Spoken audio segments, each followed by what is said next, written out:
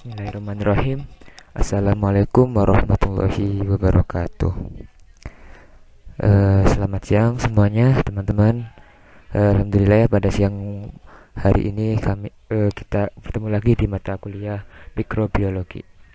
Pada kesempatan kali ini kelompok kami akan mempresentasikan yang berjudul faktor lingkungan bagi pertumbuhan mikroba.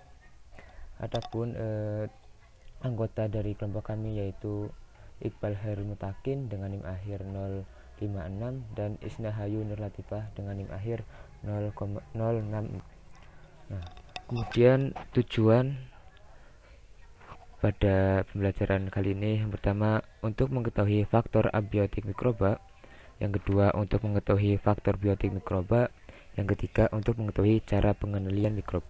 Nah, langsung ke pertama, faktor abiotik. Yang pertama ada suhu. A. Suhu pertumbuhan mikroba. Nah, pertumbuhan mikroba memerlukan kisaran suhu tertentu. Kisaran suhu pertumbuhan dibagi menjadi suhu minimum, suhu optimum, dan suhu maksimum. Suhu minimum adalah suhu terendah tetapi mikroba masih dapat hidup. Suhu optimum adalah suhu paling baik untuk pertumbuhan mikroba. Suhu maksimum adalah suhu tertinggi untuk kehidupan mikroba. Berdasarkan kisaran suhu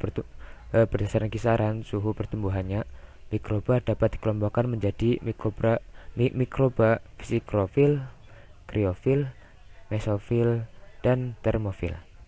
Psikrofil adalah kelompok mikroba yang dapat tumbuh pada suhu 0 sampai 30 derajat Celcius dengan suhu optimum sekitar 15 derajat Celcius. Mesofil adalah kelompok mikroba pada umumnya mempunyai suhu minimum 15 derajat Celcius, suhu optimum 25 sampai 25 sampai 37 derajat Celcius, dan suhu maksimum 45 sampai 55 derajat Celcius. Nah, yang B ada suhu tinggi. Apabila mikroba dihadapkan pada suhu tinggi di atas suhu maksimum, akan memberikan beberapa macam reaksi. Yang pertama, titik kematian termal, yaitu suhu yang dapat mematikan spesies mikroba dalam waktu 10 menit pada kondisi tertentu. Yang kedua, waktu kematian termal adalah waktu yang diperlukan untuk membunuh suatu spesies mikroba pada suatu suhu yang tetap. Nah, faktor-faktor yang mempengaruhi titik kematian termal ialah waktu, suhu, kelembaban, spora, umur mikroba, pH, dan komposisi medium. Nah, contoh kematian termal untuk beberapa jenis bakteri sebagai berikut. Yang pertama ada mikroba Escherichia coli. Waktunya 20-30 menit dalam suhu 57 derajat Celcius. Kemudian yang kedua ada Staphylococcus aureus. Waktunya 19 menit, suhunya 60 derajat Celcius. Kemudian ada spora Bacillus subtilis. Waktunya 20-50 menit, suhunya 100 derajat Celcius. Kemudian yang terakhir ada spora Clostridium botulinum. Nah, ini waktunya 100-330 derajat Celcius. Kemudian suhunya 100 derajat Celcius. Kemudian yang C, suhu rendah. Apabila mikroba dihadapkan pada suhu rendah, dapat menyebabkan gangguan metabolisme. Akibat-akibatnya adalah yang pertama ada salt shock, adalah penurunan suhu yang tiba-tiba menyebabkan kematian bakteri, terutama pada bakteri muda atau pada fase logaritmik. Yang kedua ada pembekuan, freezing, adalah rusaknya sel dengan adanya kristal es di dalam air intraseluler. Kemudian yang ketiga ada liofilisasi, adalah proses pendinginan di bawah titik dalam keadaan vakum secara bertingkat. Proses ini dapat digunakan untuk mengawetkan mikroba karena air protoplasma langsung diuapkan tanpa melalui fase cair, sublimasi. Nah, kemudian yang kedua ini ada kandungan air. Nah, Setiap mikroba memerlukan kandungan air bebas tertentu untuk hidupnya.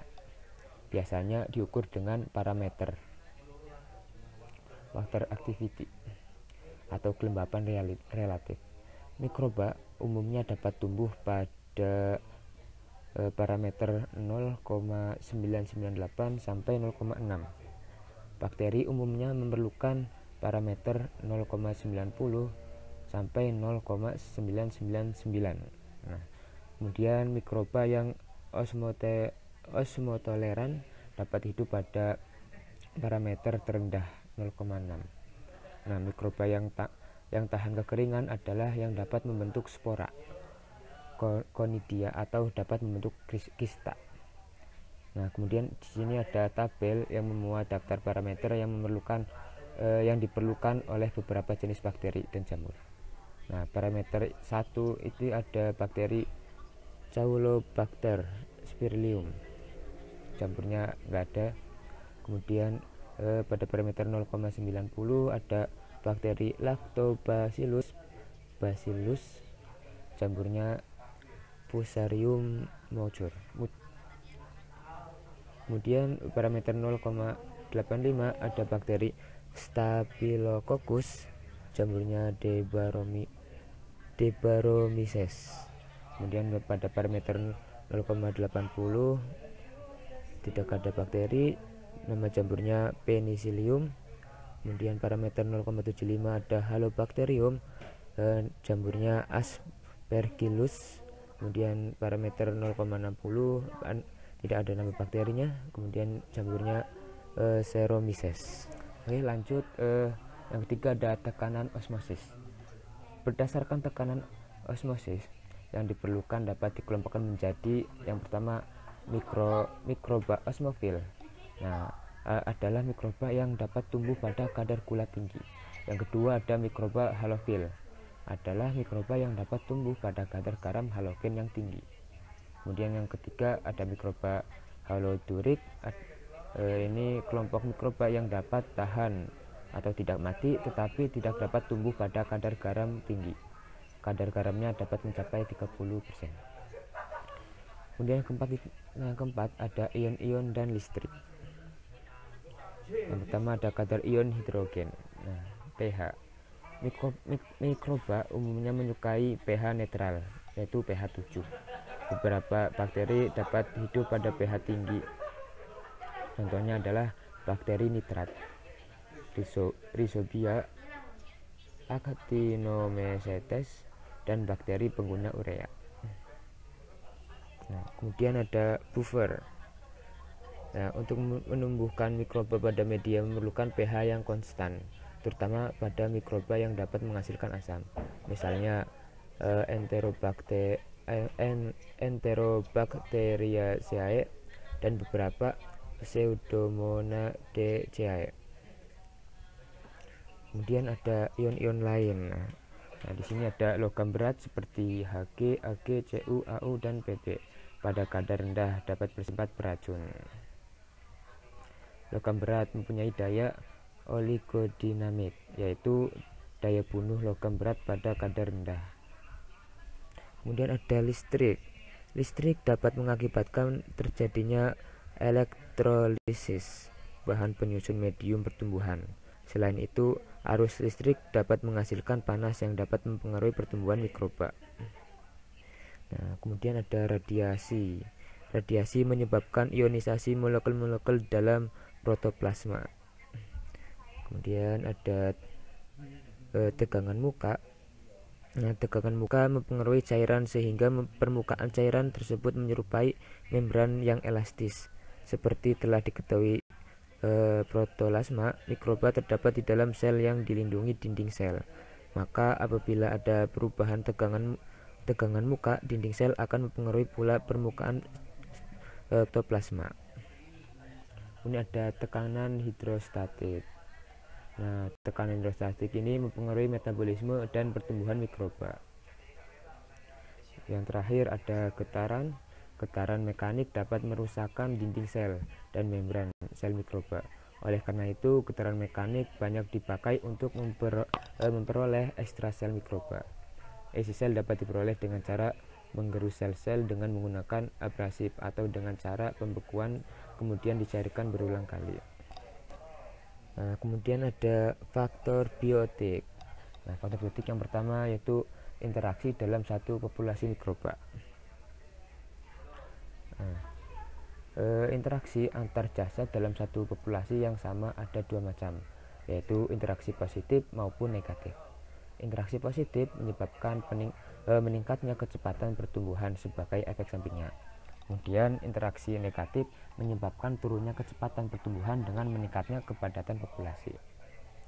Nah, yang kedua ini ada interaksi antar berbagai macam populasi mikroba. Di sini ada nama interaksinya. Nah, ini ada netralisme. Netralisme adalah hubungan antara dua populasi yang tidak saling mempengaruhi. Hal ini dapat terjadi pada kepadatan populasi yang sangat rendah atau secara fisik dipisahkan dalam mikrohabitat, serta populasi yang keluar dari habitat alamiahnya. Sebagai contoh, interaksi antara mikroba Allochthonus dengan mikroba autochthonus. Kemudian ada komensalisme. Nah, hubungan komensalisme antara dua populasi terjadi apabila satu populasi diuntungkan tetapi populasi lain tidak terpengaruh.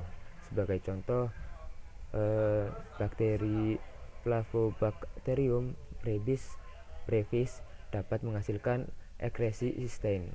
Sistein dapat digunakan oleh Legionella pneumophylla. Nah, kemudian ada sinergisme suatu kemudian ada sinergisme, suatu bentuk asosiasi yang menyebabkan terjadinya suatu kemampuan untuk dapat melakukan perubahan kimia tertentu di dalam substrat. Apabila asosiasi melibatkan dua populasi atau lebih dalam keperluan nutrisi bersama, maka disebut sintropisme. Nah, sintropisme sangat penting dalam peruraian bahan organik tanah atau proses pembersihan air secara alami. Kemudian yang D ada mutualisme. Nah, mutualisme adalah asosiasi antara dua populasi mikroba yang keduanya saling tergantung dan sama-sama mendapat keuntungan. Ya, sebagai contoh, mana ya contohnya? Ini ada simbiosis. Nah, sebagai contoh lain adalah Lichenes yang merupakan simbiosis antara Algae cyanobacteria dengan fungi. Nah, kemudian ada kompetisi, hubungan negatif antara dua populasi mikroba yang keduanya mengalami kerugian. Nah, peristiwa ini ditandai dengan menurunnya sel hidup dan pertumbuhannya. Nah, contohnya adalah antara Protozoa Paramecium caudatum dengan Paramecium aurelia. Kemudian yang F ada amensalisme, yaitu suatu bentuk asosiasi antar spesies mikroba yang menyebabkan salah satu pihak dirugikan, pihak lain diuntungkan atau tidak terpengaruh apapun. Nah, contohnya adalah bakteri Acetobacter yang mengubah etanol menjadi asam asetat. Kemudian Thiobacillus thiooxidans menghasilkan asam sulfat. Asam-asam tersebut dapat menghambat pertumbuhan bakteri lain. Nah, kemudian ada parasitisme. Parasitisme terjadi antara dua populasi. Populasi satu diuntungkan dan populasi lain dirugikan. Contohnya adalah bakteri Bdellovibrio yang memparasit bakteri E. coli dan jamur Trichoderma sp memparasit jamur Agaricus sp. Nah, kemudian ada yang terakhir, predasi. Nah, hubungan predasi terjadi apabila satu organisme predator memangsa atau memakan dan mencerna organisme lain, prey. Umumnya predaksi berukuran lebih besar dibandingkan prey, dan peristiwa berlangsung cepat. Contohnya adalah Protozoa predator dengan bakteri prey. Nah, Protozoa Didinum nasutum predator dengan Paramecium caudatum sebagai prey. Nah, lanjut, kemudian ada pengendalian mikroba. Nah, pengendalian mikroba merupakan upaya pemanfaatan mikroba dalam mengoptimalkan keuntungan peran mikroba dan memperkecil kerugiannya. Yang pertama ada pengendalian mikroba dengan suhu panas. Yang pertama ada tindalisasi. Tindalisasi itu merupakan pemanasan yang dilakukan biasanya pada makanan dan minuman kaleng. Tindalisasi dapat membunuh sel vegetatif sekaligus spora mikroba tanpa merusak zat-zat yang terkandung di dalam makanan dan minuman yang diproses. Suhu pemanasannya sekitar 65 derajat Celcius selama 30 menit dalam waktu 3 hari berturut-turut. Kemudian ada pasteurisasi.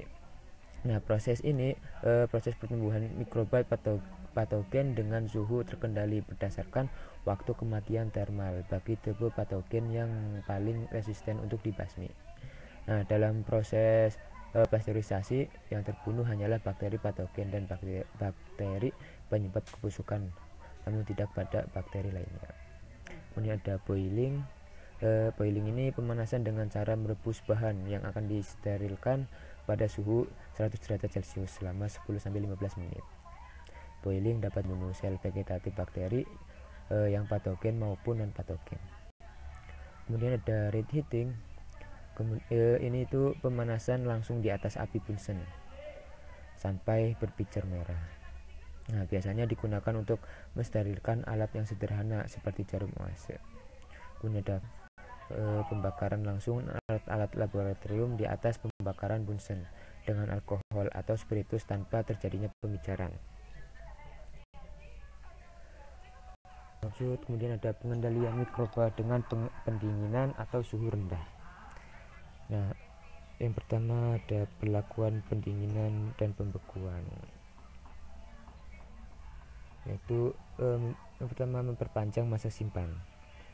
Fungsinya itu mengurangi atau menghentikan enzimatis, mengurangi atau menghambat pertumbuhan mikroba, dan yang terakhir mengurangi populasi mikroba. Yang kedua ada cara menyimpan kultur bakteri. Fungsinya untuk peningkatan viabilitas, kemudian memperkecil perubahan dan sifat fisiologik. Dan yang keempat ada faktor yang berpengaruh. Di sini ada faktor unik yang di sini ada faktor yang berpengaruh. Nah, faktor yang pertama itu faktor unik yang dimiliki oleh mikrobia, kemudian komposisi pangan dan karakteristik mikrobia. Nah, yang ketiga itu ada pengendalian mikroba dengan bahan kimia. Agen kimia yang baik adalah yang memiliki kemampuan membunuh mikroba secara cepat dengan dosis yang rendah tanpa merusak bahan atau alat yang didisinfeksi. Nah, pada prinsipnya cara kerja agen kimia ini digolongkan menjadi beberapa ya. Yang pertama ini ada agen kimia yang merusak membran sel mikroba.